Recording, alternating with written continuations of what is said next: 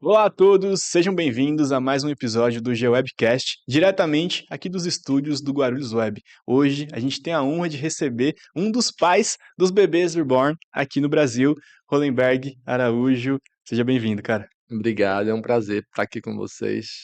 Pessoal que faz jornalismo sério nessa cidade. Muito bom estar aqui. Que bacana. E, gente, olha só, a gente está vendo na internet, na televisão, até nas novelas agora, muito sobre os bebês reborn. E o Berg é um dos pais dessa cultura aqui no Brasil. Um cara que trabalha há 20 anos com essas artes, ele também é artista plástico, psicanalista, e hoje a gente vai bater um papo com ele para entender um pouco mais de como tudo isso cresceu, veio tanto à tona nesses últimos dias, né, Berg? Vamos lá. Na verdade, os bebês reborns, eles surgiu depois da Segunda Guerra Mundial. As mães pós-guerra, né, viram as filhas, né, todo mundo naquele estado emocional muito ruim. Então pegava as bonecas quebradas, né, destruídas da própria guerra e começaram a reformar para trazer alegria para as filhas. Na década de 80, as americanas começaram a fazer a mesma coisa, só que usando materiais já mais artísticos, usando tintas melhores, já pegando bonecas prontas. Depois começaram a surgir os escultores, começaram a esculpir.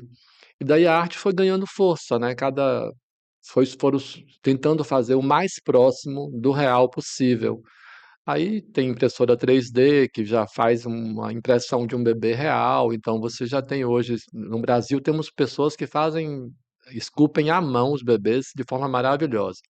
Mas tudo surgiu no momento pós-guerra, onde as mães queriam realmente acolher suas filhas com brinquedos para tamanha era a tragédia que o pessoal tinha vivido naquela época, e assim surgiu o bebê reborn. Entendi. Reborn quer dizer renascer, né, então eles renasciam as bonecas quebradas para que as filhas pudessem ter com que se divertir, com que se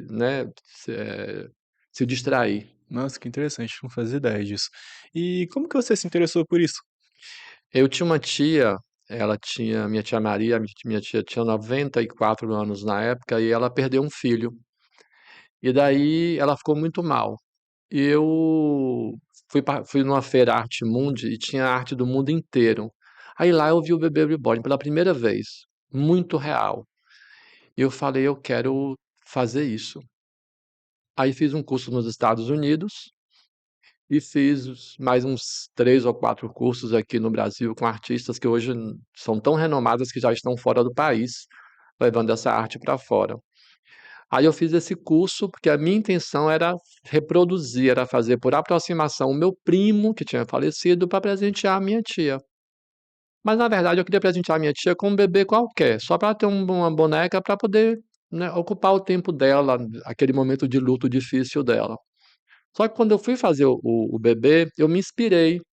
Então ele tinha síndrome de Waardenburg, ele tinha um olho azul e outro preto. Eu botei o bebê também com olho azul, outro preto, desculpa.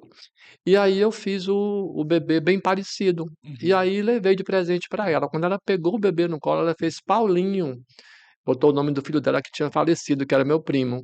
Olha só. E daí se chamou Paulinho esse bebê. E ele foi assim, cuidado por toda a família, acolhido por toda a família, porque ele, para minha tia, ele foi muito terapêutico. Ele ocupava a minha tia. Minha tia passou por aquele luto difícil de uma forma muito mais tranquilo, muito menos dolorida, porque ela tinha aquele boneco, aquele bebê que fazia companhia para ela. Interessante. E dadas as devidas proporções, também é muito da essência dos bebês reborn, né, pelo que você estava me contando, todo esse contexto da Segunda Guerra. Então, mas você já sabia disso? Você já sabia que esses bebês, tinham essa função terapêutica ou foi algo mais orgânico mesmo? Assim, eu nasci artista, né, desde pequeno que eu sempre gostei muito de arte de um modo geral, né. Eu fui coroinha de igreja quando eu era criança lá na Bahia, e eu gostava muito das histórias dos santos. Então eu já gostava de brincar de vestir santo quando eu era pequeno. Então eu gostava de arte de um modo geral. E quando eu vi o Bebê Reborn, eu gostei da arte, de uma forma mais orgânica mesmo. Só que depois que eu comecei a estudar, né, e conhecer a técnica de fazer o bebê, aí eu comecei como artista gostar e também querer buscar a perfeição naquele trabalho, sabe? E daí, como psicanalista, eu comecei a perceber que para muita gente o bebê reborn ele é terapêutico. Inclusive eu criei um projeto chamado Afeto, que há de existir, feto de criança, há Uhum. afeto, mas a palavra soa como afetividade, onde eu fiz bebês reborns para doar para senhoras que têm Alzheimer e para idosos ou idosos que estão em casas de repouso e que estão em estado de demência. E, inclusive, já mandei para alguns estados do Brasil, agora mesmo foram 3 para Minas Gerais, né? E assim, é incrível você ver o, o resultado, o efeito que esses bebês causam quando uma senhorinha de Alzheimer recebe, o quanto mexe com a afetividade delas. Então, o bebê reborn ele tem esse efeito terapêutico. Cara, muito interessante. Você contou essa história, vou colocar o óculos aqui. A avó da minha namorada, ela tá com Alzheimer também. E aí a gente não sabe nada desse contexto todo que você contou, dos bebês terem essa função terapêutica, mas a gente tomou a decisão ali de dar uma boneca para ela, porque ela gostava muito, a gente via que ela ia lá em casa, ela pegava as bonecas para olhar assim, e a gente viu que tinha algo genuíno nela com aquelas bonecas. E assim, eram bonecas comuns mesmo que a gente compra em qualquer lugar, não eram tão sofisticadas. E aí foi aniversário dela e a gente quis dar uma boneca pra ela poder ter. E cara, na hora que a gente entregou e ela abriu aquela caixa, ela pegou aquele bebê que não tinha nada a ver, não tinha nada de real, cara, ela chorava. E eu falei, pô, que interessante. Só que a gente já leva pra um outro lado, né? A gente fala, cara, por que será que ela reagiu assim? Eu não sei se a gente pegou toda essa positividade, toda essa questão terapêutica que você falou. E agora, te ouvindo, eu acho que eu penso por outro lado, sabe? Eu falei, pô, que interessante, que bom que isso pode acolhê-la nesse momento, sabe? Achei muito interessante. Inclusive, fique à vontade, o projeto meu continua. Se você tiver interesse, eu dou um bebê para ela, Que bacana. tá? Eu Ah, faço isso com o maior carinho. Tenho em casa os bebês já prontos. Eles são bebês com a cabeça de bebê reborn e o corpo todo de tecido, que é bem maciozinho e leve, para que não canse, né? Ele já vai vestidinho, com cobertinha. Mas como você pode perceber, hoje tem uma explosão na mídia, né?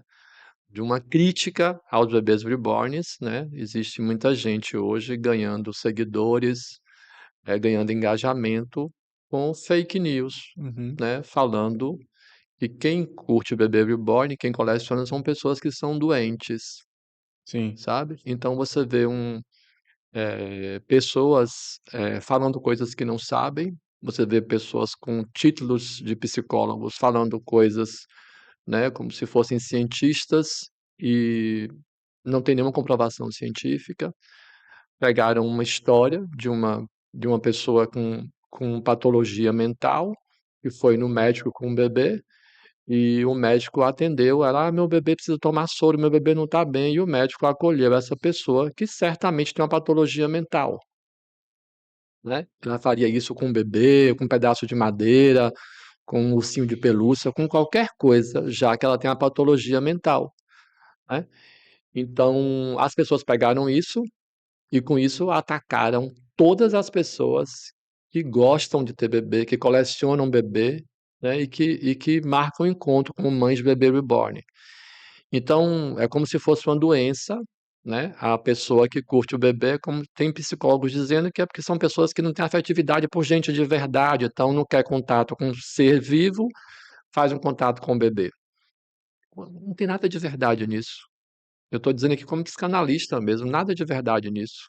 Quem é doente, quem tem patologia mental, quem tem qualquer problema psicológico, psíquico, né, psiquiátrico, vai ter com qualquer coisa. Tem homens que colecionam carrinhos e são homens adultos e não é doente por conta disso, né? As mulheres, nesse novo momento, é até um pouco polêmico o que eu vou falar aqui agora, mas é mais para poder esclarecer. Então, um bebê de silicone hoje é uma patologia que as pessoas estão fugindo de conviver com pessoas, mas um pênis de silicone não é. Uma mulher pode ir no sex shop, Uhum. comprar um pênis de silicone, né? Usar, e aí é liberdade de expressão sexual. E eu concordo que é. Mas não é patológico, não é doença, não é vício. Aí uma mulher que tem um bebê reborn também de silicone, que curte, que para ela é um afeto, é um momento que algo acontece dentro dela, como acontece comigo também. Eu não sou doente, eu faço os bebês reborns, tenho o maior carinho pela minha arte. É como apreciar uma tatuagem como a sua, é como apreciar um quadro, uma obra de arte de qualquer artista. Então, as pessoas que estão seguindo esses influencers, né? As pessoas que estão aí, porque a internet deu voz para muita gente, né? Inclusive para quem não deveria ter, porque só causa dano para a sociedade com aquilo que eles trazem. E não percebem que a mídia está usando isso para desviar o foco da sociedade, daquilo que realmente importa hoje, que é a situação que o nosso país está vivendo, né? Então, todo mundo agora se voltou para criar leis, criar regras e para criar doenças psicológicas para quem tem bebê reborn, ou seja, mudou o brasileiro mudou o foco total para isso e fala de coisas que não sabe. Aí cada um dá uma opinião, sabe? Aí vão comparar com mães e pais de pet. Se você tem um pet em casa chamando de meu filho, também será doente, porque sabe que o cachorro não é gente. Aí começam a falar Uhum. coisas que não faz sentido. E você sabe o que é que acontece, Vinícius? Isso é o desrespeito total. É um comportamento invertido, porque isso beira a inveja da paz que você pode ter com seu cachorrinho e da paz que eu não consigo ter com e sem cachorro. Da paz que você consegue ter tendo uma boneca em casa, um bebê reborn, ou o que quer que seja, que te faz bem, que te acolhe, e que eu não consigo ter com nada, sabe? Então a minha pergunta fica aí no ar aí. O que é patológico? É quem tem afeto por uma imagem, por um bebê, ou quem não tem afeto por nada e quer destruir a pessoa que tem afeto? Uhum. Eu acho que quando eu te convidei para esse programa, eu queria justamente desmistificar tudo isso. A gente saber separar aquilo que é patológico e aquilo que é orgânico, que é genuíno. E, cara, você falando, me veio à tona o famoso FOMO, né, que tá muito em alta agora também, o Fear of Missing Out. É o medo de se sentir de fora das coisas. E aí eu vejo muitas pessoas acusando esses detentores dos bebês reborn, sejam as mães, os pais, eles querem se sentir parte de um grupo. Mas você não acha também que as pessoas que acusam querem se sentir parte de um grupo? Do grupo dos acusadores? Do grupo das pessoas que estão julgando? Foi o que eu te falei aqui agora, né? O que realmente é patológico? Porque se sentir carente e precisar de pertencimento, né, é uma coisa. Porque pertencimento, todos nós precisamos nos sentir pertencentes a alguma coisa. Isso é do ser humano. Nós nascemos em sociedade. Os nossos ancestrais já eram assim, né? Viviam em tribos e sempre atentos, porque estavam sempre perto, beirando o perigo. Tava sempre alguém acordado, alerta, porque podia surgir um leão, surgir um bicho selvagem. Então, nossos ancestrais vêm desse lugar, né? E a gente se perdeu. Em algum momento a humanidade se perdeu e perdeu a ideia de respeito e acolhimento, sabe? Porque não é porque eu quero pertencer a um grupo, eu preciso pertencer, que eu preciso destruir o outro grupo ou a outra pessoa. Eu não preciso destruir o que você crê ou entrar num grupo que pensa em destruir o que você crê só porque eu quero ganhar seguidor, quero ganhar engajamento. E tem muita gente fazendo isso. Aí eu te pergunto, o que é realmente patológico? O que realmente é doente? O ser humano que está lá em paz com seus encontros de pais de bebês reborns, se divertindo, deixando sua criança interior fluir, brincando ali. Porque a minha pergunta é básica. Fala assim: ah, a mãe de pet é uma pessoa, sei lá, doente, porque chama o pet de meu filho. Eu te pergunto, aquela mãe acha que ela pariu aquele ser de quatro patas? Claro que não. Mas para ela, o carinho por aquele animalzinho que faz companhia, que é terapêutico para ela, que é uma companhia maravilhosa, que é o pet dela ou dele, chama de papai ou de mamãe, para ela é um sentimento desse, eu quero chamar de meu filho, não quer dizer que essa pessoa seja doente ou seja louca, sabe? Então me preocupa muito mais o lugar de você ficar de braço cruzado, procurando um lugar de ataque, do que você seguir a tua vida do jeito que você é, do jeito que você dá conta de ser. Sabe? Uhum. Eu acho que A humanidade está invertida, sabe? E o respeito à ideia do outro, a necessidade de ter que opinar na vida do outro, no que o outro pensa, querer que você enxergue tudo pelo meu grau, como se meu grau fosse o único grau que enxerga corretamente no mundo, é o que tem feito a guerra dos outros países, por exemplo. Sim. É o que tem colocado o mundo em guerra. Mas o que que é certo, Berg? O que que é esse correto? Porque, cara, a gente vê que a gente tá num momento de muita destilação de ódio, né? Parece que qualquer grupo que surge, qualquer coisa atípica, qualquer coisa que não tenha existido em outros tempos surge, isso é motivo de ataque. Esses dias eu tava vendo um vídeo no meu Instagram. Era um grupo assim de umas 10 pessoas, mais ou menos, e eles se reuniam uma vez por semana pra jogar um RPG real. Então, eles tinham espadas, eles tinham escudos, e eles ficavam lá brincando, eles fizeram, enfim, um tipo de jogo, um tipo de cultura deles. E eu falei, pô, eu achei muito interessante quando eu vi. Eu falei, cara, que legal. E você via que essas pessoas realmente estavam se divertindo, genuinamente. No, pô, sorriso, eles tinham cartazes, eles tinham página no Instagram, tinha um monte de coisa. E aí eu cometi o erro de olhar os comentários. E, cara, as pessoas estavam acabando com aquelas pessoas. Tipo, "Ô, bando de retardado, não tem o que fazer, não sei o quê". E, cara, mas o que que esses caras estão fazendo de errado? E eu observo muito, essa questão dos bebês reborn dessa mesma forma. A pessoa às vezes tá lá se divertindo, tem essa função terapêutica. Da Essa pergunta que eu vou te fazer é como psicanalista mesmo. Da onde que vem tanto ódio? Por que há tanta necessidade de julgar aquilo que o outro escolhe? Desamparo. Desamparo talvez seja uma palavra e inversão. Inversão total. Assim, nós fomos criados belos, bons e verdadeiros. A vida que a gente vai conduzindo, a forma que a gente é criado é que vai nos dando o direcionamento para a gente seguir nosso caminho. Quando você me pergunta o que é certo? Certo é aquilo que não causa dor no outro. Certo é se eu vou fazer e não vou causar nenhum dano para o outro. Certo é eu respeitar que você possa se divertir brincando como essas pessoas estavam brincando na internet.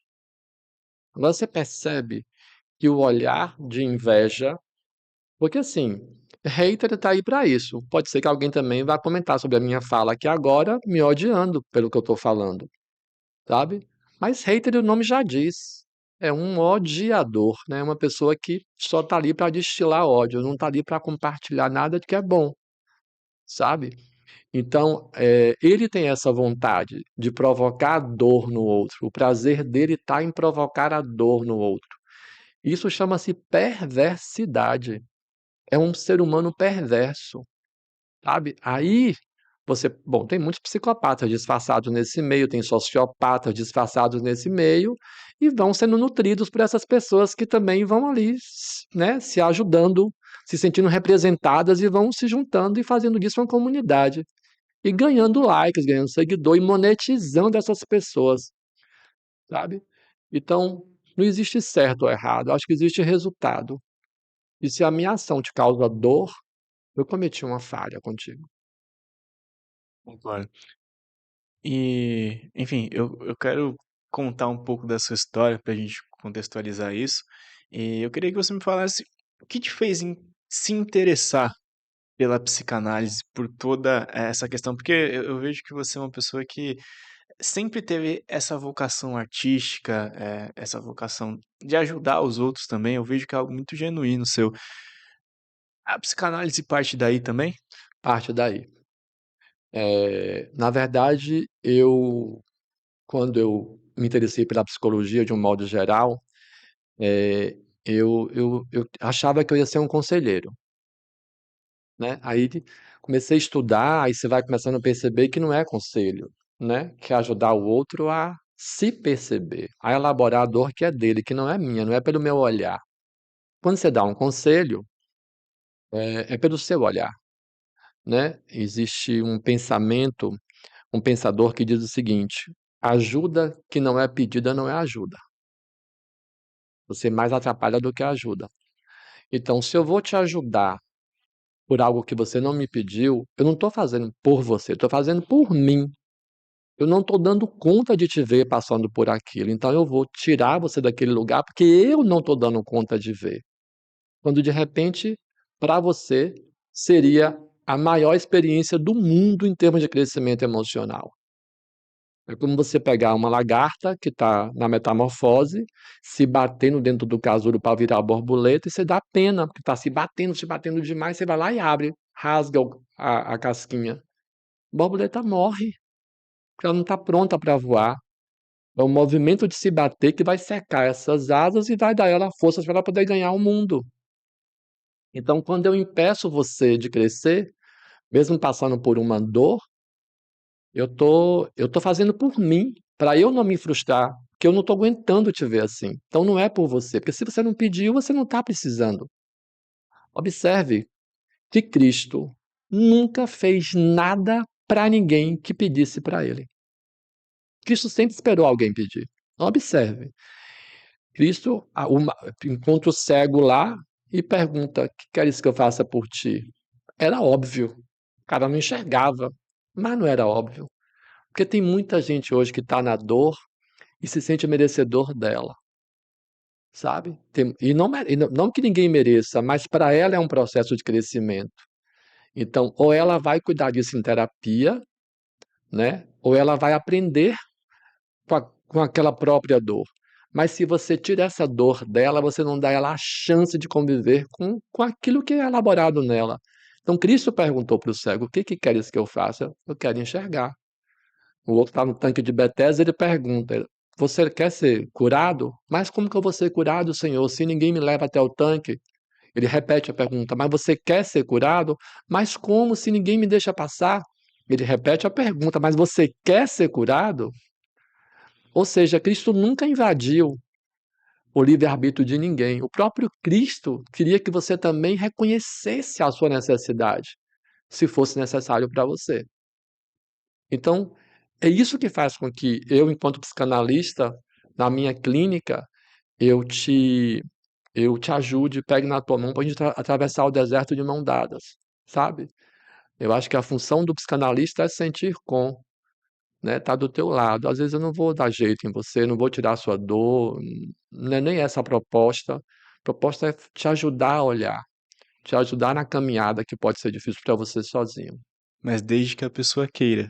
Ela precisa querer, senão não tem como, não é ajuda. E quando a pessoa tá tão afundada que ela não sabe, deixa eu formular melhor. Ela quer, mas ela não sabe como pedir. Como proceder nesses casos? A gente dá um estímulo. Por exemplo, qualquer coisa eu estou por aqui, você não está sozinho. Deve estar difícil para você, mas eu estou por aqui. Se você quiser conversar, conte comigo. Entendi. Se coloca à disposição. Eu li um livro recentemente, chama A Crise do Conforto. E eu acho que ele encaixa muito com isso que você está falando aqui. Nesse livro, o autor fala muito que a gente está muito acostumado com todo o conforto que a atual dinâmica da sociedade fornece pra gente. Então, se a gente tá com frio, a gente tem uma blusa, a gente tem um cobertor. Se a gente tá com fome, a gente pede um iFood, pede um Rappi, a comida tá aqui. Enfim, todos esses confortos que você sabe que a gente tem. E que isso afetou muito negativamente a sociedade. Agora a gente já não se desafia para as coisas, né? A gente já não busca, tudo é muito fácil, tudo é muito rápido. E você acha que o fato de da gente estar nesse contexto, vivendo essa crise do conforto, você acha que isso também, torna as pessoas mais frágeis de alguma forma? Se não frágeis, mais suscetíveis a enfrentar, patologias, por exemplo? Eh, eu poderia te devolver com uma pergunta, mas seria maldade minha dizer: "Olha para você e se responda. Você se sente tão forte quanto seu avô era, quanto seu bisavô era, quanto seus ancestrais eram?" A gente percebe que sim. A resposta é sim. A humanidade, ela sempre vai encontrar um caminho de fazer continuar. Sempre vai encontrar um caminho. Claro que vai encontrar. Mas que está mais fragilizada, tá. Porque nós temos hoje pais né, que não dão conta de se frustrar para dizer não para um filho. Uhum. São crianças que não podem se frustrar. Precisou o governo criar uma lei para proibir o celular na escola porque os pais não davam conta de dizer para o filho que escola é lugar de estudar, sabe? Eu tenho um neto que tem 14 anos. Ele veio ter celular com 11. Eu não deixei dar celular para ele antes. Hoje ele entende por quê. Ele com 14, porque ele vê que ele tem colegas que não se sociabilizam. Ele conseguiu ficar no hospital numa cirurgia agora e ficava o dia todo no hospital e conseguia ficar 2, 3 horas sem um celular, depois pegava o celular e olhava. Então ele percebe que ele não é viciado. Já existem doenças psiquiátricas, como a nomofobia, que é a ausência de sinal. Imagine, uma criança surta se não tiver sinal de celular. Tamanha é a dependência. Ou seja, os pais, que o celular virou a chupeta do século 20, 21, né? Os pais dão o celular para a criança calar a boca, porque eles não dão, chegam no trabalho tão cansados, não querem, não dão conta de assumir a responsabilidade de pai e de mãe, que é cuidar do filho, né? É responsabilizar, então dá um celular na mão desse filho. Só que o celular é uma praça sem muro, é uma praça sem cerca. A criança vai para onde ela quer. E aí você vê aí os crimes de pedofilia, você vê crianças viciadas em sexo, em pornografia, sem nem sequer terem sido tocadas ainda, mas já estão viciadas no olhar. Por quê? Pela facilidade. E pela ausência desse limite, a ausência desse amor que os nossos pais tinham antigamente, né? A mãe cuidava do filho e dizia não, por que não? Não tem porquê, é não. E a gente aprendia a entender que existia um limite, que para muita coisa não ia ter resposta, que era simplesmente o não da mãe e acabou. Hoje em dia, os pais educam os filhos em rede, sabe? Como se fossem todo mundo da mesma idade. Os pais querem que a criança responda e reaja como um adulto. Papai não já falou, filhinho, pela terceira vez que você tem que tomar banho todos os dias? Tá bom, se você for, papai dá um chocolate, Hum. sabe? Quando foi que na minha infância eu tive a chance de escolher tomar banho ou não? Não, era para tomar banho e acabou, sabe? Então a gente cresce uma sociedade, a minha geração, e talvez a sua ainda, né? A gente cresceu ainda estudando, pesquisando em biblioteca, ainda cresceu desenvolvendo nosso raciocínio, nossa mente, nossa lógica. Hoje não tem mais, né? As IAs estão tomando conta de tudo, as crianças não precisam mais escrever, tudo é Ctrl+C, Ctrl+V e acabou. Então a humanidade está emburrecendo Uhum. e com todo respeito, e é óbvio, muitas exceções, idiotizando, porque deixa de exercer o seu direito de crescer, né, psicologicamente falando, e como ser humano, inclusive respeitando o outro, que é o que está agora beirando ao caos esse desrespeito de Uhum. um pelo outro. Eu quero ainda entrar nesse assunto das IAs, porque eu concordo com você. Eu acho que vai muito daquilo que a gente estava falando. Todas essas facilidades, eu também acho que elas tendem a emburrecer as pessoas. Cara, e sobre a internet, realmente, toda essa novidade ilimitada, todo esse oceano de informações que a internet permite, parece que ao mesmo tempo que você pode ter tudo, tem essa sensação de vazio nas pessoas, né. Eu acho muito interessante, eu estava vendo uma palestra esses dias, e o cara fala assim: antigamente, o seu ancestral ele queria comer, e ele pensava o quê? Uma maçã.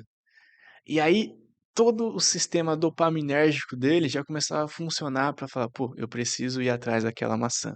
E o cara ia, ele enfrentava mata, fazia uma faca, cortava tudo e achava a maçã. E aí ele tinha a recompensa dele. Então a gente tem o processo aqui de desejo, esforço e recompensa. Hoje a gente não tem mais o esforço, né? A gente tem desejo e recompensa. E eu acho que a internet é isso. Você tem o desejo de ver uma pornografia, de consumir alguma coisa e imediatamente você a tem. Quantos malefícios isso traz para a nossa sociedade? Eu acho que a minha geração e a do Guilherme aqui, nós fomos a última geração que cresceu sem celular. Então eu tenho 24 anos e, cara, eu me lembro perfeitamente de brincar na rua, de brincar de pega-pega, jogar bola com os meus amigos. Nem existia smartphone, nada nesse sentido. Eu também fui ter meu primeiro celular, acho que aos 15 anos, 16 anos. E eu dou graças a Deus por isso, cara. Porque eu vejo, por exemplo, meu sobrinho, que cara, ele assim, ele tem 5 anos, 6 anos de idade e ele é viciado no celular. Ele não consegue ficar um segundo sem. E é como você falou, uma chupeta. Ele chora, minha irmã dá o celular. E tá resolvido. É muito fácil. Então, a gente vê que todas essas facilidades, elas se enquadram em tudo na vida. Tudo é muito fácil. Quais malefícios que isso pode trazer para a sociedade? Ninguém é mais responsável por nada, né? Para pra pensar. Quando você decide ser mãe ou ser pai, você precisa perceber o que é que você quer quando você vai fazer um filho. Quando você quer ter um pet em casa, um cachorrinho, você quer para quê, né? Quando você quer adotar uma criança, você quer realmente o que com isso, né? Então, quando um adulto resolve ter um filho, pode pensar: quando eu morrer, quando eu partir, o que que ele vai fazer da vida dele? O que que eu vou ter deixado para esse ser, como mãe, como pai, né? Que ser eu vou deixar para o mundo, né? Por exemplo, sua mãe deve ter orgulho de você, você está aqui, ó, levando informação, utilidade pública, você está aqui, né, levando para as pessoas conhecimento de coisas boas, né? Uma criança que está viciada no celular, e assim, eu quero só desmistificar a parte ruim, porque também tem um lado bom.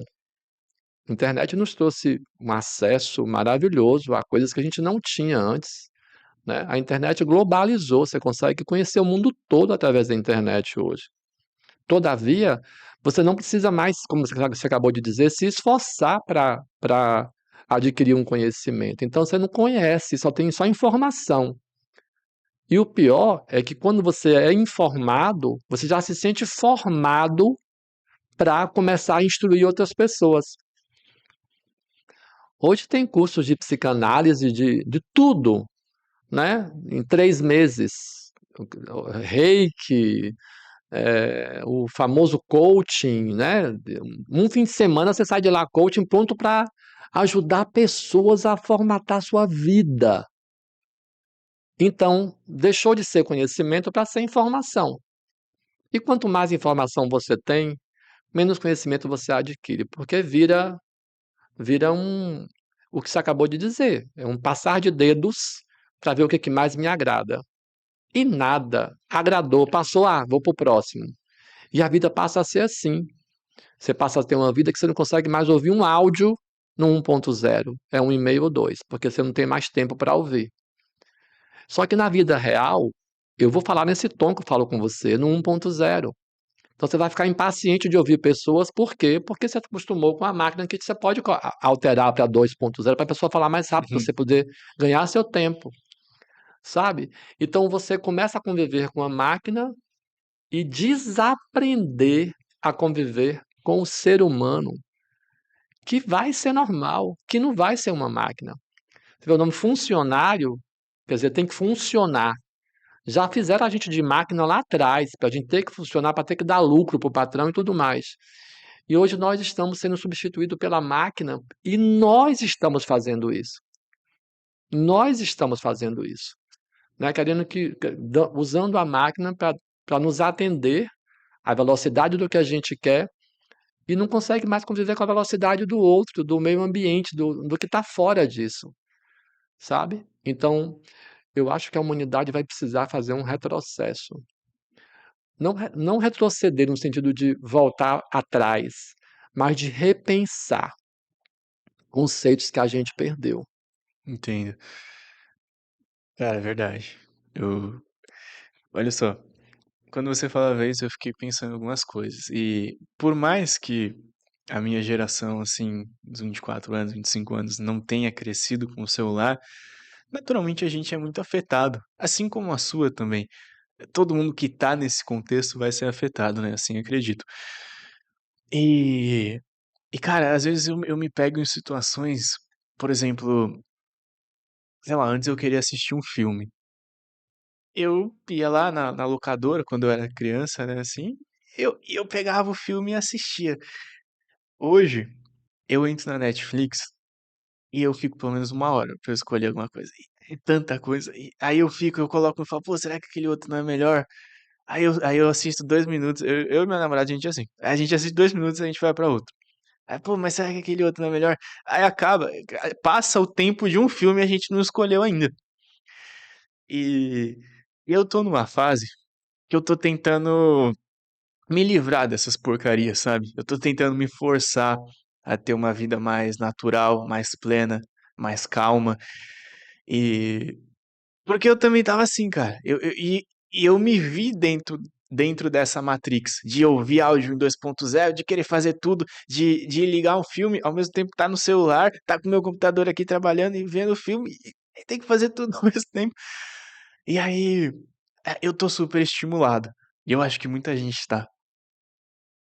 Qual que é o caminho pra gente se livrar disso? O que eu tô fazendo, eu não sei se é certo. Eu não sou profissional da área, mas é o que eu tô tentando fazer, eu acho que tá funcionando um pouco. É fazer uma coisa de cada vez e terminar as coisas que faço. Então, se eu escolho um filme, mesmo que ele seja ruim, eu vou me forçar a assistir aquelas 2 horas de filme, cara.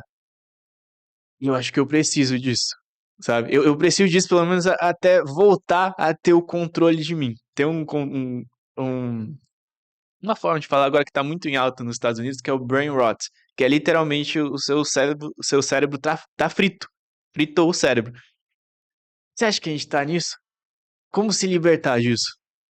Eu acho que é um exercício bom. Quando você diz me forçar a assistir aquilo que eu não gosto, é um termo que eu não gosto muito, né? Você pode pensar primeiro, eu quero assistir um filme de quê? Ah, um filme romântico? Então deixa eu procurar um filme romântico. Ou deixa eu ver indicação de algum amigo meu que já assistiu alguma coisa legal para eu também assistir. Não precisa se forçar a fazer o que você não gosta para você se enquadrar, né? Para você poder sair desse looping que a sociedade está vivendo. Eu até escrevi um livro, eh, fazer meu jabá aqui, posso? Claro, com certeza. Esse livro aqui, ó, Desinversão Já. É um livro infantil, mas para adultos e crianças. É um livro para a família ler juntos. Muito E a bonito, cara. proposta do livro é assim, a minha ilustradora, Vou a mostrar aqui pro pessoal. a Saire Coivucangas, que foi quem ilustrou o livro, ela foi muito, a gente, por ressonância, a gente foi muito feliz, assim, porque eu queria que tivesse uma pegada dos livros da nossa infância, né, essa pegada mais orgânica, né, não fosse nada de desenho de IA, fosse o desenho feito à mão, mas eu queria contribuir com a humanidade de alguma forma, né? Então, Desinversão Já é justamente isso. Onde foi que eu me perdi, sabe? E esse livro traz isso. Ele te dá uma forma de você olhar para o mundo invertido que está aí e como se desinverter. Embora tenha uma coisa que é bem interessante, Fábio de Mello diz o seguinte, ele fala assim, ele fala que a lucidez tende à solidão. Porque quanto mais lúcido você ficar, menos vontade você vai ter de participar disso que hoje parece febre para você, sabe? É como se você perdesse a identidade do pertencimento a aquilo. Então, o que você está fazendo hoje, ouvir o áudio no 1.0, né? Se disciplinar para isso, eu acho que é o caminho da desinversão, sabe? Tá com o celular na mão, televisão ligada, para quê? Desliga a televisão, então vai ficar no celular. Tá tudo bem você ficar só no celular, sabe? Mas você quer ver o filme não é tão bom como você gostaria, desliga ou muda para outro, mas assiste um filme. Porque talvez não é que o filme não está sendo bom, é que você não está bem para ver nada. E como a tela do celular é um passar de dedos, aí vira também o Netflix também um passar de dedos. E nada te faz ficar ali. Porque se você olhar a rede social, nada te faz ficar. Você vê frases e pula para o próximo. Você vê uma figura, uma gravura e pula para o próximo. Vê um videozinho de. Tanto é que até o tempo dos vídeos hoje são cronometrados. Se você fizer mais de 30 segundos, ninguém vai querer te olhar mais, porque ninguém tem tempo. E ao mesmo tempo está todo mundo perdendo tempo olhando para isso. sabe? Então, eu acho que o caminho correto da desinversão é você perceber como é que eu volto, né? O que que vai me trazer paz? Só tem um detalhe: desinverter também dói, sabe? Desinverter também dói porque você está habituado a esse movimento. Como você pode perceber, não é fácil deixar o celular de lado ou ouvir o áudio em 1.0, porque você está viciado nesse modelo que todo mundo está seguindo. Uhum. Então, desinverter, né, olhar para você e querer encontrar esse equilíbrio em você, passar por esse deserto, saber que vai queimar o pé, mas que você vai chegar no oásis. Entendi. E às vezes é uma travessia solitária. Ah, mas é tão difícil se desinverter num mundo que tenta te inverter cada vez mais. Então, quando eu me pego lá, a gente já tem o problema de ficar rolando a tela infinitamente. De repente, agora a gente tem a opção de acelerar os vídeos em 2.0 naquela tela de rolagem infinita. Então, assim, ao mesmo tempo que a gente vai fazer esse esforço gigantesco, tem um peso contrário também, te forçando a ficar ali. Não, você tem que permanecer desse lado. Como, como ter, sei lá, políticas públicas, alguma coisa para frear essas pessoas que tentam nos inverter? Você acha que essas pessoas têm que ser freadas? Você acha que alguma coisa de alguma ação tem que ser tomada com essas pessoas que causam isso? Porque é algo, eu acredito que inconsciente, né? A gente vai, nesse efeito manada ali e vai pegando, pô. Cara, eu me pego várias vezes assim, rolando o feed lá por mais de uma hora, acelerando os vídeos em 2.0, ou vendo a TV, como eu falei, e, e assim, cara, eu sou um cara que eu tento mudar ainda. Eu tenho conhecimento desse mal, por isso eu tento mudar, eu tento consertar isso em mim. E eu falho muitas vezes. Eu fico imaginando a pessoa que não sabe que tem esse problema. Quão difícil é isso, cara? Quando você fala em política pública, a própria política pública, boa parte dela já é criada para te escravizar. Até o conceito de liberdade hoje é um conceito equivocado. O que é ser livre? Fazer o que você quer? E quem disse que fazer o que você quer é bom para você? Como você acabou de me dizer, você estava fazendo o que você queria, vendo televisão, ao mesmo tempo celular, ao mesmo tempo não sei o quê. E nada te preenche, nada fica. E estava fazendo o que você queria. A liberdade é boa? Então eu te pergunto, isso é liberdade ou é escravidão? Né? Porque você ser escravo da vontade é diferente de você ser livre. Porque ser livre é você fazer o que você acabou de me perguntar. É estar com esse peso contrário em cima de você e ainda assim você dizer não. Ser livre é você ver, sair com sua namorada para um restaurante, ver todo mundo, cada um na sua mesa, ninguém se falando, e você dizer, nós saímos para ficar um com o outro, então o celular não cabe aqui nessa mesa. Isso é ser livre, mesmo com vontade de olhar o celular. Porque hoje o ser humano é escravo do desejo. E está tudo bem desejar, sabe? Mas hoje todo mundo é escravo da vontade. E essa ideia de liberdade, que é uma ideia falsa, totalmente falsa. Está todo mundo, cada um numa jaula, preso e dizendo eu estou livre porque eu faço o que eu quero. Não. Você faz porque você não dá conta de não fazer. Essa é a diferença. Liberdade é quando eu consigo dar conta de dizer não para aquilo que eu estou com vontade de fazer e sei que vai ser patológico para mim, que vai ser ruim para mim. Liberdade não é libertinagem, né? Você sabe que eu ouvi isso ontem, minha mãe dizia isso direto, sabe? Minha mãe dizia quando era criança muito isso. Liberdade não é libertinagem. Então, liberdade é você saber o que você faz com o tempo que você tem. Entendi.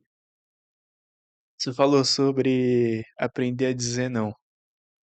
Eu vejo que a gente está numa fase onde, ao mesmo tempo que a gente vê muito ódio sendo destilado, é, a gente também tem muitas pessoas boas. Eu acho que o termo melhor é boazinha. E eu fui tomar um café com o Berg agora e isso me causa uma reflexão muito grande. A gente foi tomar um café, o café tava gelado. E assim, eu sou um cara bonzinho. E eu falei pro cara, o Berg falou, pô, o café tava gelado, né? E eu falei, tava meio gelado mesmo. Então a gente tende, esse tipo de pessoa assim, por exemplo, boazinha igual eu, a gente tende a querer diminuir essa dor do outro.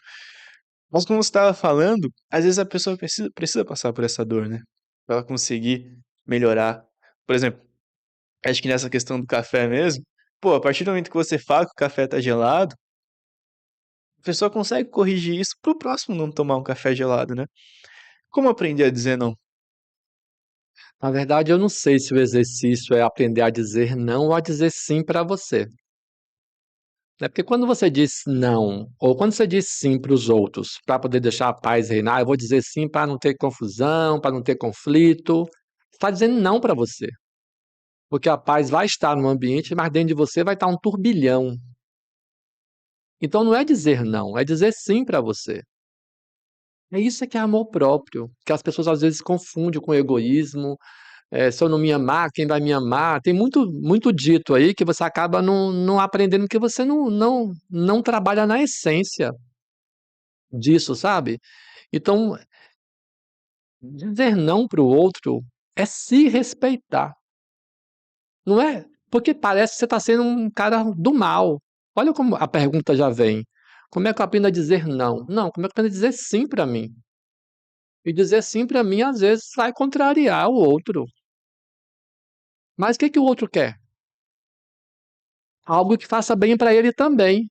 Então, se eu disser sim para ele, eu vou estar fazendo com que ele fique feliz, mas eu vou estar ficando triste. Então, somos duas pessoas fazendo bem para ele, eu e ele fazendo bem para Uhum. ele, e ninguém fazendo bem para mim. E aí vem a questão do amor próprio. Por que que eu digo que não é egoísmo? Porque ele quer o bem dele, eu quero o meu bem. Então eu vou respeitar ele e não vou realizar a vontade dele, e vai respeitar o meu desejo também de não realizar a vontade dele, está tudo bem. Isso é crescimento emocional. Entendi. Isso é maturidade emocional. Então não precisa aprender a dizer não para o outro, precisa aprender a perceber, poxa, eu mereço ficar meu dia todo destruído para não frustrar a minha namorada, para não frustrar o meu parceiro, para não frustrar a minha mãe, a minha sogra, seja lá, meu patrão, seja lá quem for. Eu mereço estragar o meu dia, sei lá, provocar uma doença física de tanta raiva que eu vou ficar para não frustrar o outro, porque eu tenho que agradar o outro. Sabe? Aí é legal você parar para olhar por que é que eu preciso agradar. O que que tem em mim que vai fazer a pessoa não gostar de mim se eu desagradá-la? Por que que eu preciso, quer dizer, para ela gostar, eu tenho que agradá-la sempre? Tem um problema para ser visto aí, Uhum. não é verdade? E da onde que vem essa necessidade de querer agradar o outro? Pergunto isso porque é óbvio que isso existe desde do início da humanidade, mas me parece que está mais acentuado hoje. Eu leio alguns livros antigos, eu gosto muito de ler clássicos, Machado de Assis, e e eu percebo que até os diálogos que haviam ali, óbvio que é uma ficção, mas você percebe essa diferença. As pessoas falavam o que elas queriam falar, e o outro que lidasse com isso. Óbvio, tinha, sim, uma cortesia, tinha um jeito de falar, mas me parece que as pessoas eram mais verdadeiras. Eu não sei, Berg, eu posso estar errado, mas eu sinto que hoje muita gente utiliza uma máscara, sabe? Tem uma máscara social muito acentuada. Como eu falei, não é como se isso nunca tivesse existido, mas me parece que isso é algo muito acentuado e me parece ainda que vem desse excesso de informação das redes sociais que a gente estava comentando anteriormente. O que você acha disso? É exatamente o que você falou. É, o ser humano, como eu te falei antes, ele precisa pertencer, né, a alguma coisa, né? E o pertencimento ele é saudável, né? Mas como eu te falei, essa carência ela vem aumentando a cada dia porque a gente não vem se permitindo se frustrar ao olhar para o outro. Outro dia um paciente meu, eu vou citar porque ninguém sabe quem é o paciente, né? Mas ele me falou assim: "Ah, eu estou muito triste porque meu amigo perdeu o emprego e está tendo que voltar para morar na Baixada santista, voltar a morar na casa dos pais. E ele tem uma filhinha e perdeu o emprego e eu queria pagar aluguel para ele não precisar voltar para lá e não sei o quê. Aí eu perguntei, ele te pediu? Ele falou não. Aí ele ficou um tempo calado, eu falei, então isso não é ajuda. Ele, por quê? Eu falei, olha a beleza que pode ter em tudo isso. Ele vai voltar para a casa da mãe, vai entender o que foi perder o emprego, vai viver o luto do emprego, vai aprender se ele errou ou não, para não fazer no próximo trabalho dele, vai voltar a conviver com a mãe, vai perceber o que é, né, lidar com a frustração de precisar voltar 2 passos para trás para poder depois dar um salto quântico, talvez, para frente. Olha o que que você vai tirar essa pessoa de aprender, sem falar que você está ajudando quem mesmo? Ele ou você? Ele, não entendi, eu digo, tá doendo em quem ver ele ir para Santos, ir para a Baixada para casa da mãe? Ele fez em mim. Eu digo, então, quem você está ajudando? Sabe? Então, para não me frustrar vendo meu amigo passar por aquilo, eu vou lá e tiro meu amigo do processo de crescimento dele. Então, antigamente, o que você vê nos livros é isso. Antigamente, não é não. Não precisava explicar o não. Era o não, acabou. Então, a gente lidava com a frustração de uma forma diferente. Não precisava colocar açúcar, infantilizar você. Tudo tem que ter açúcar para poder ficar doce. Você vê hoje as crianças tudo obesas, você vê doenças hoje que só existiam em velhos antigamente. Hoje tem criança infartando, tem criança diabética. Por que será? Por que será? Porque até a chupeta tem que ter açúcar e você cresce um adulto infantilizado, que não lida com amargo, não lida com azedo, porque até isso para a sua vida passa a ser um efeito traumático. Como é que as pessoas falam, minha vida está uma amargura, ou seja, o amargo é uma coisa ruim. Ah, tá azeda hoje, é a pessoa que não está bem. Ou seja, o azedo também é um sabor ruim. Ai, que pessoa doce. Ou seja, só tudo que é doce que presta. Hum. Você percebe? E a gente cresce sem perceber, né? Ficando também refém desses sabores. E dentro de nós tem um efeito também acolhedor. E se todo mundo quer conforto, é confortável. Como eu te falei da liberdade, só que não é bom. É confortável, mas não é bom para a sua saúde. Então, eu acho que me parece que o segredo de tudo é realmente se permitir sentir o desconforto, né? Esse livro que eu te falei que eu li, A Crise do Conforto, ele fala muito sobre isso. É, o cara tinha dinheiro, ele tinha uma família, ele tinha tudo. Só que eu acho que o fato dele ter tudo fazia com que ele sentisse um vazio muito grande. Então ele, nessa trama, ele decide tomar uma decisão muito radical.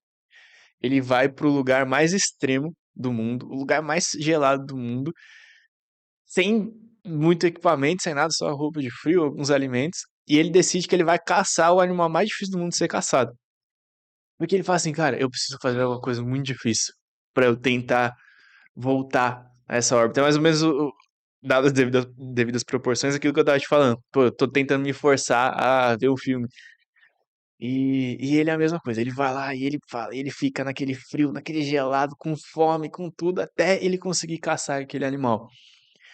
E nesse livro ele provoca, assim, reflexões muito interessantes e ele mostra como fazer essa coisa difícil mudou a vida dele. Como se permitir sentir esse desconforto mudou a vida dele. Justamente porque é o que a gente estava falando, tudo é muito fácil, tem muitas facilidades. Então acho que a gente já está caminhando para o fim aqui, Berg. Que bacana, cara. Eu acho que eu aprendi muito. Óbvio que é um podcast que a gente faz para todo mundo, mas eu particularmente aprendi muito com você. Tô muito feliz de ter te conhecido. É, eu acredito muito em energias, eu acredito muito em frequências. Eu acho que ter te atraído para esse podcast também é um sinal de que tem alguma coisa dando certo aqui nessas mudanças que eu tô fazendo. Que Quero legal. acreditar nisso. Eu vi que você trouxe algumas artes suas, a gente não teve a oportunidade de falar, porque ficamos nesse papo da psicanálise, da psicologia. Queria que você me mostrasse também para nossa audiência. Bom, eu sou artista plástico, eu trabalho com arte sacra, né? O meu trabalho, ele é voltado assim, eu visto santos, né? Então eu visto Legal. santos para igrejas, para quem quer ter um altar em casa. Eu humanizo a imagem, na verdade. É, Então, eu além dos bebês, eu também visto santo, que sabe? bacana. Podemos mostrar aqui? Pode, pega Deixa, aqui deixa eu pegar. esse Jesus que ele é mais, Que bacana. tá mais perto de você. Vai mostrar essa? Olha só, gente. Bacana, que beleza. É um trabalho, é um trabalho bem detalhista, assim, bem detalhado. A ideia é deixar o santo o mais humanizado possível. Então, essas imagens Vou eu mostrar outra. pinto, essas imagens eu pinto e visto. Uhum. É um trabalho completamente artesanal. Olha só, que bacana. Você comentou que você já trabalhou para, já fez esculturas para alguns famosos também, né? Ah, fiz. Eu fiz para Ana Maria Braga, na capela dela. Tem uma Nossa Senhora de Fátima, de 60 centímetros. Padre Marcelo tem um santo feito por mim. A Interessante. Ivete Sangalo tem bebê reborn feito por mim, né? Já fiz para algumas pessoas assim famosas. Embora isso no começo me envaidecia. Ah, Hoje não. Hoje eu acho legal que a minha arte possa chegar em qualquer mão. Sabe, é como esse livro aqui. Esse livro, para mim, eu acho que é o meu primeiro passo de contribuição para a humanidade. Realmente trilhar um caminho diferente, para as famílias repensarem suas vidas, muito sabe? interessante. E eu queria, sei lá, contar uma historinha muito curta, que talvez seja a minha mensagem de encerramento, sabe? É, tinha um cara que ele queria escalar a montanha mais alta e ele resolveu ir. E lá estava nevando no dia, tudo congelando, e ele conseguiu. Foi subindo, subindo, subindo, foi escurecendo, escurecendo, ficou muito escuro. Ele estava já lá no pico da montanha. Quando ele vai colocar o machadinho, ele desaba, ele cai. E nessa queda ele grita: meu Deus, me ajuda. Ele pede ajuda para Deus naquela hora. Aí de repente surge um galho, ele se agarra nesse galho. E aí ele, graças a Deus, obrigado, Senhor, obrigado, meu Deus, obrigado. O que que eu faço agora? Tudo escuro, ele agarrado num galho. Aí ele ouviu uma voz dizer: solte o galho. Você soltou? Nem ele. No outro dia de manhã, acharam ele morto, congelado, agarrado ao galho a 20 centímetros do chão. Então, o que você acabou de dizer sobre desconforto, sabe?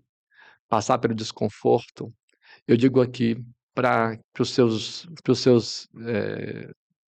espectadores, para as pessoas que te assistem e que nos assistem agora, eu deixo aqui essa mensagem: solte o galho. É o único caminho que você tem para realmente pisar em solo, é soltar o galho, né. E acreditar. Eu acho que a fé é isso. Eu acho que a fé é dar esse salto no escuro para um abraço com Deus. Se você tiver medo, você não salta, mas também não abraça Deus, sabe. Então a fé é isso, é acreditar naquilo que ainda está por vir. É como você no seu novo formato do programa, você resolveu mudar, acreditou, por ressonância estamos aqui agora juntos, né, claro, e eu estou aqui com muito prazer. Eu acho interessante ver um jovem da tua idade com essa ideia de compartilhar coisas boas, coisas saudáveis com o teu público. Tomara que isso, se precisar, que isso possa acontecer mais vezes. Eu estou completamente à disposição tua e te parabenizo. É difícil a gente ver jovens engajados no bem, nesse bem de contribuir com a humanidade para algo, para um caminho melhor. Eu agradeço muito. A função do jornalismo é essa, né? Como Deveria. a gente estava comentando aqui nos bastidores, hoje o jornalismo ele é muito deturpado, né? Ele tem que atender a esse tipo de interesse, de engajamento, mas, cara, a função do jornalismo é essa, pura e simplesmente levar informação de qualidade para a população, para que as pessoas possam evoluir, aprender com isso, com pessoas como você. Então, quero te agradecer novamente. Eu posso só mostrar o bebê, que eu trouxe um bebê, Gente, é claro, pode mostrar sim, por favor. porque as pessoas falam que essa coisinha aqui linda, Olha que bacana, gente. ela é um bebê. Pode mostrar para essa câmera aqui, ó. Essa aqui, Isso, o Gui. Ah, vai nessa aqui aqui mesmo? Beleza. Olha só, gente, que é um bebê legal. todo de silicone. Ele é todo molinho, tá vendo? A boquinha dele abre, um bebê.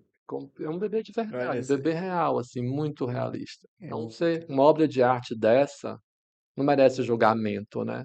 Merece aplauso, merece apreciação. eu concordo, é muito bacana, gente. É, eu tive a oportunidade também de segurar esse bebê e assim, é surreal. A cabeça tem um peso, o corpo tem um peso de um bebê mesmo. É muito interessante, Berg. Sensacional, cara.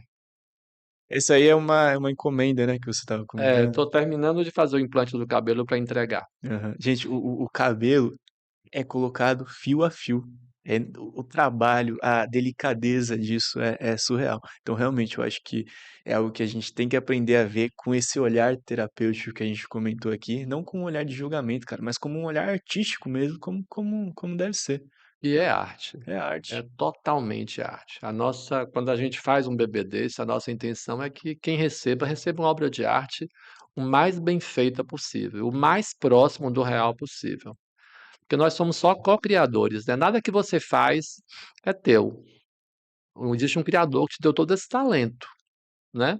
Você vê a camisa que você usa, a cor desse tecido, alguém se inspirou em alguma cor da natureza. Essa cor não foi o homem que inventou, Deus inventou. Na natureza, o homem foi lá e pegou, fica bem para o inverno, vamos usar essa cor.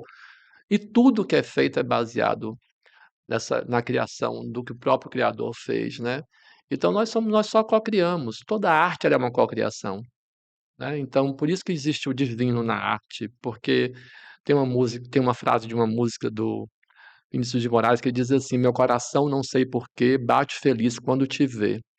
A arte tem esse poder, porque não é só o olho físico que enxerga. Existe algo além disso que ressona com você e a arte, sabe? Então, e você realmente sente uma emoção diferente. Algo te toca e que você não sabe dar o nome a isso, sabe? Porque a arte tem o divino nela. A estética faz parte do divino no mundo. Eu acho que o mundo sem a estética, como o doutor Norberto Kepp diz, o mundo seria vazio, seria um ermo, sabe? Porque a estética, a beleza é que dá para a gente o prazer de continuar a vida.